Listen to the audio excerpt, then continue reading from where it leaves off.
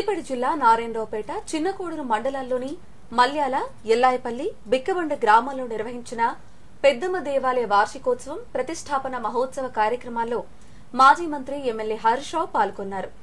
అమ్మవారిని దర్శించుకుని ప్రత్యేక పూజలు చేశారు.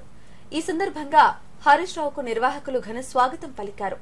పెద్దమ్మ తల్లి దీవెనతో ఈ ప్రాంతం పాడి పంటలతో వర్ధిల్లాలని, ప్రజలంతా సుభిక్షంగా ఉండాలని ప్రార్థించినట్లు హరీష్ రావు తెలిపారు.